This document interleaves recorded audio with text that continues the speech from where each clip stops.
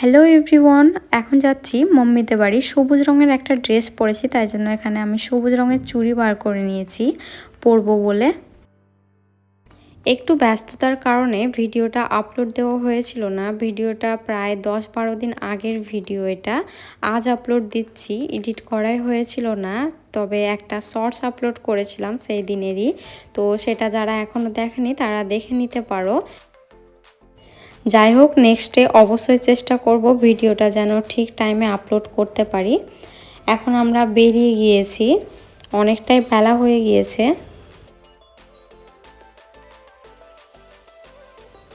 দিনটা ছিল রবিবার, আর রবিবার বলতেই তো ছুটির দিন। তো আমি আর আমার হাজব্যান্ড সকাল থেকে প্ল্যানিং করে রেখেছিলাম যে আমরা আজকে কোথাও ঘুরতে যাব। বেশ কিছুদিন থেকে একটা পার্ক ওপেনিং হয়েছে, কিছুদিন বলতে হয়ে গেল 2-3 মাস। তো অনেক দিন থেকে যাওয়ার ইচ্ছে ছিল। তো আজ আবার আমরা প্ল্যানিং করেছিলাম যে সেখানেই যাব। হঠাৎ সকালে আপু কল দিয়ে বলে যে মম্মিদের বাড়ি গিয়েছে, সবার স্কুল ছুটি আছে, তো তোরাও চলে আয়। শেষে আবার সেটা প্ল্যান ক্যান্সেল করে এখন যাচ্ছি মম্মিদের বাড়ি। পৌঁছে গেলাম আমরা আমাদের গন্তব্যস্থলে। এটা অরেঞ্জ কালার বাড়িতে হচ্ছে আমাদের বাড়ি। অবশ্য আমার আগেকার ব্লগগুলোতে আমি এর পুরো হোম ট্যুরটা শেয়ার করেছি, যারা এখনও দেখেনি তারা দেখে নিতে পারো। যাই হোক, এখানে পৌঁছাতে আমাদের প্রায় 2:30 বেজে গিয়েছিল, অনেকটাই বেলা হয়ে গিয়েছিল। তাই জন্য এসে আগে লাঞ্চ করে নিলাম। আমার খাওয়া কমপ্লিট হয়ে গিয়েছে, আর ওইদিকে হাজব্যান্ড আর আমার জিজু দুজন গল্প করতে করতে খাবার খাচ্ছে, তাই জন্য তাদের খাবার খাওয়া এখনও কমপ্লিট হয়নি। A few moments later. খাওয়ার পর সবার সঙ্গে বসে গল্প করলাম, তারপর আবার রেডি হয়ে গেলাম। এখন যাচ্ছি ঘুরতে, যেখানে যাওয়ার আমাদের প্ল্যানিং ছিল আর কি। তো সেটাই ভাবলাম যে ঘুরতে যাওয়ার তো কথা ছিলই, তো এখানে এসেছি, তো সবার সঙ্গে একসঙ্গেই চলে যায়, আরও বেশি মজা হবে। আপুরা রেডি হচ্ছিল আর আমরা দুজনের এখানে হয়ে গিয়েছিল, তাই জন্য আমরা বাইরে বসেছিলাম।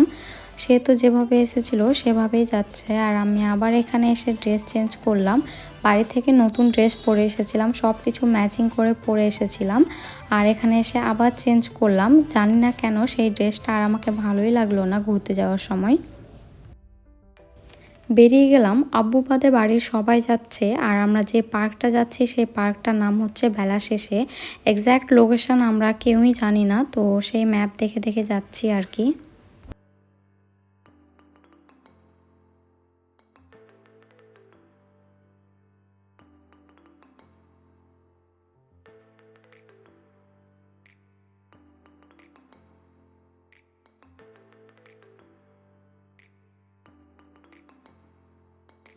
পার্কে যাওয়ার মেন রাস্তায় পৌঁছিয়ে আমাদের সবার মনে অনেকটাই ডাউট হয়ে গিয়েছিল যে আমরা ঠিক জায়গাতে যাচ্ছি কিনা, ম্যাপে ঠিক দেখাচ্ছে কিনা, আদৌ কি পৌঁছাতে পারবো সেই পার্কটাতে। তো এইরকম করতে করতে সোজা গিয়ে আবার পৌঁছে গিয়েছি ঠিকভাবে। এখানে পার্কিংয়ের অনেক বড় জায়গা ছিল, এখানে কারটা পার্ক করে দিল, দিয়ে আমরা এখন চলে যাচ্ছি। এর ঠিক সামনেই আছে। পার্কে ঢোকার আগে টিকিট লাগবে, তো তার জন্য সেখানে টিকিট নিতে চলে গিয়েছে। প্রবেশ করার টিকিট হচ্ছে 30 টাকা করে প্রত্যেক জনের, আর 5 বছরের নিচে বাচ্চাদের টিকিট লাগবে না। তো স্বামীর আর 5 বছর হয়ে গিয়েছিল, তো তারও লাগলো। এই পার্কে আসার আমার অনেক দিন থেকে ইচ্ছে ছিল, আসলে সবার স্টোরিতে দেখেছি পার্কটা বেশ সুন্দর করেছিল, সেই তখন থেকে ইচ্ছে ছিল। তো আজ ইচ্ছেটা পূরণ হলো আর কি। বেশ বড় একটা জায়গা নিয়ে এই পার্কটা করেছে। এখন তো আমরা পার্কের এক সাইডে আছি, এখনও অনেকটা বাকি আছে দেখার জন্য। তো প্রথমে আমরা যাচ্ছি নদীর ধারে, আমার নৌকাতে চাপার অনেক ইচ্ছে ছিল, তাই জন্য প্রথমে আমরা নৌকাতে চাপবো, তাই জন্য সেই জায়গাতেই চলে যাচ্ছি।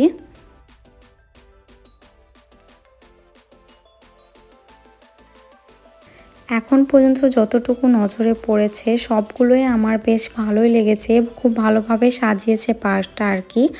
আর এই যে এই পার্কটার মধ্যে এত বড় বিশাল এক নদী, এটাও বেশ ভালোই করেছে। নৌকাতে চেপে গেলাম, আর নৌকাতে চাপার জন্য আমাদেরকে একটা টিকিট কাটতে হয়েছে প্রত্যেকজনের জন্য। যেমন প্রবেশ করার সময় টিকিট লেগেছিল 30 টাকা করে, সেরকমই এখানেও নৌকাতে প্রত্যেকজনের 30 টাকা না 60 টাকা লেগেছিল, ঠিক ভালোভাবে মনে নেই। তো আমাদের দুটো নৌকো লেগেছে, একটাতে আমি, ভাই, মাম্মি আর আমার হাজব্যান্ড, আর একটাতে আপু আর জিজু আর সামিরা, ওরা বসেছে। আমরা এসেছিলাম প্রায় 4:30-5টার দিকে, একটু বেলা করে এসেছিলাম নিজ ইচ্ছেতেই, কারণ এখন প্রচুর রোদ আর আমরা ভেবেছিলাম যে রোদটা চলে যাবে তারপরে আরামসে ঘুরতে পাবো, ঠিক তেমনটাই করলাম আর কি।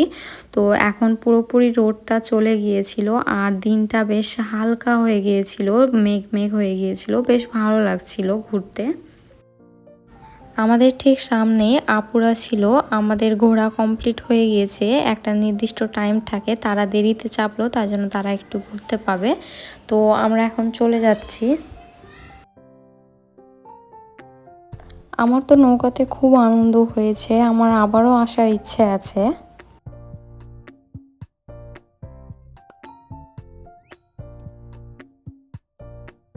নদীটার চারধারে ছোট ছোট বেঞ্চ রাখা ছিল, যার ইচ্ছা সেখানে বসতে পারে। আমরাও এখানে এসে একটু বসলাম, বেশ ভালোই ঠান্ডা ঠান্ডা বাতাস আসছিল, ভালোই লাগছিল। তারপরে সেখানকারই একটা গাছ থেকে সে ফুল তুলে নিয়ে এসে আমার কানে পরিয়ে দিল। এত সুন্দর জায়গা এসেছি আর ফটো ভিডিও শ্যুট না করলে কি হয়, তাই জন্য আমি এখানে ভিডিও শ্যুট করছিলাম। এবার লাগলাম একটু হাঁটতে, আগে এসে দেখি একটা ছোট্ট চিড়িয়াখানাও আছে এখানে। এখানে অনেকগুলো পাখি রাখা আছে অনেক ধরনের, তো সেইগুলোই দেখলাম একেবারে নদীর পাশেই। খানিকটা আগেই দেখি এরকম ছোট ছোট মাটির ঘর করা আছে। আসলে এটা পুরোটাই একটা গ্রাম্য পরিবেশে, আগেকার যুগে যেরকম মানুষের বাড়ি থাকতো, গরু গাড়ি এসব ছিল, সেগুলোকেই তুলে ধরার চেষ্টা করেছে। মাটির ঘরের ঠিক অপোজিটে এরকম ছোট ছোট বেশ কয়েকটা কুটিরের মতো করা আছে, সেখানে গিয়ে অনেকজন বসে থাকে। আমরাও একটু বসেছিলাম, ফটো তুললাম, দিয়ে আবার সামনের দিকে বেরিয়ে গেলাম। সামনে এসে দেখি আবার একটা ছোট্ট নার্সারি আছে ফুলের, এখানে অনেকগুলো ফুলের গাছ আছে।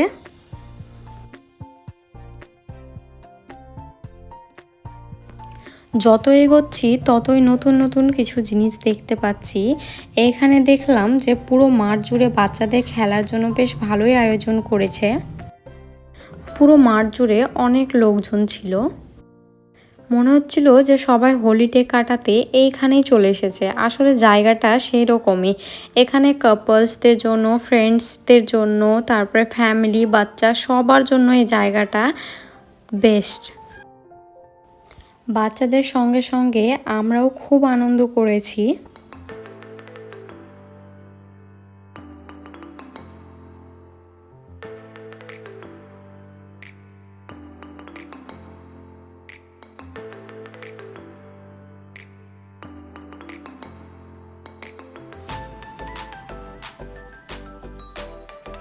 দেখার মতো আরও অনেকগুলো জায়গা ছিল, ওই সাইডেও ছিল, সেখানে আর গেলাম না। সবগুলো দেখলে আমাদের বাড়ি যেতে অনেকটা লেট হয়ে যাবে। একদম মেন গেটের ওইখানেও অনেক কিছুই রাখা ছিল, সামনে একটা চাঁদের মতো ব্যাকগ্রাউন্ড ছিল, সেখানে গিয়েও সবাই ছবি তুলছিল। আর এই জিনিসটা আমার খুব পছন্দ হয়েছিল, দাবা খেলার পুরো চিত্রটাই এর মাধ্যমে এখানে ফুটে উঠেছে। বেশি ভিডিও করতে পারিনি, প্রচুর ভিড় ছিল সেই জায়গাতে, লোকজন সেখানে ফটো তোলার জন্য লাইন দিয়েছিল। যাই হোক, আমাদের এখানে বেলা শেষে পার্কটা ঘোরাটা সম্পূর্ণ হলো। আমরা এখন বেরিয়ে গেলাম সেখান থেকে। এসে থেকে সেরকম কিছু খাওয়া হয়নি, তো যাওয়ার পথে এখানে আমরা আগে ফুচকা খেয়ে নিলাম।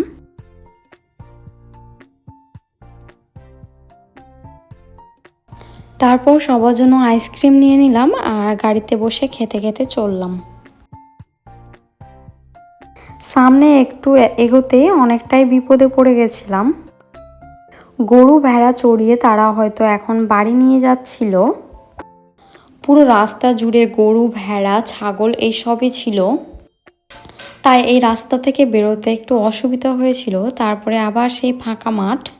আজকের ব্লগটা এখানেই সমাপ্ত করলাম, আবার খুব শীঘ্রই ফিরে আসবো আর একটা নতুন ব্লগ নিয়ে। টাটা।